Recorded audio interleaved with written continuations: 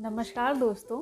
आज मैं आपको बताने वाली हूँ आज मैं आपको बताने नहीं वाली हूँ, मैं आपसे कुछ पूछने वाली हूँ कि मार्च के बारे में। मार्च महीना अभी चल रहा है, बहुत कूल और बहुत हैप्पी हैप्पी महीना शुरू हुआ है, क्योंकि हमारी शुरुआत ही महाशिवरात्रि के साथ हुई है इस महीने की।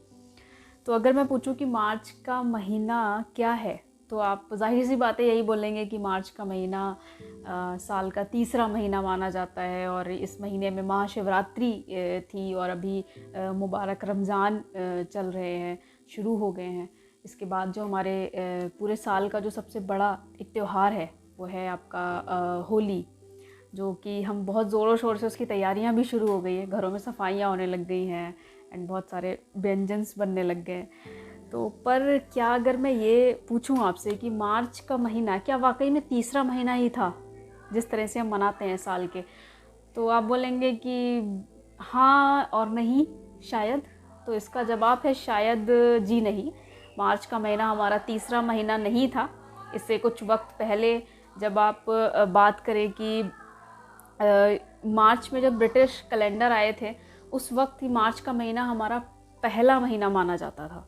और उस वक्त के टाइम में जो हमारा एक साल होता था वो सिर्फ 10 महीने का होता था, और मार्च के महीने को हम पहला महीना यानी कि जनवरी और फरवरी से पहले हम मार्च को मनाते थे।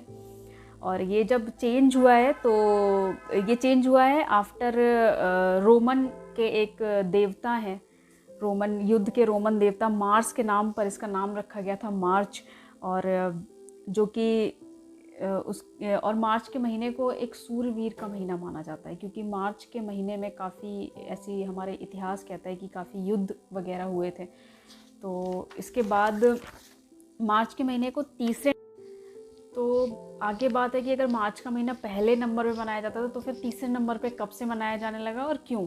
तो ऐसा कुछ जगह पे मैंने लिखा पढ़ा, जहाँ पे लिखा हुआ था कि मार्च के महीने को तीसरे नंबर पे खिसकाया वो एक रोमन के शासक थे नुमा, जिनका रीज़न बताते हैं कि उनके कुछ पारिवारिक चीज़ों की वजह से उन्होंने इसको तीसरे नंबर पर रख दिया और जनवरी फरवरी को पहले नंबर पर रख दिया। तो मार्च का महीना हमारे लिए सनातन धर्म के लिए काफ़ी ज़्यादा बड़ा महीना माना जाता है, क्योंकि इस महीने से हम अपने नए साल की शुरुआत करते हैं, नव वर्ष की शुरुआत करते हैं।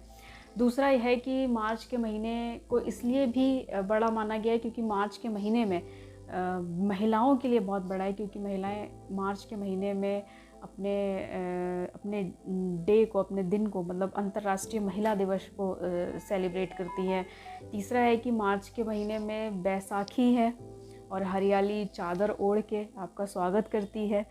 चौथा है कि कुछ फिलोसफर्स बताते हैं, ऐसा कुछ लेखक ऐसा कहते हैं कि मार्च का मतलब, अगर मार्च का आप डीप में मतलब जानना चाहें, बहुत ज़्यादा डीप में जाना चाहें, तो मार्च का मतलब है कि आगे बढ़ना और आगे चलते रहना। तो मार्च के बारे में इतनी जानकारी देनी थी आपको। धन्यवाद।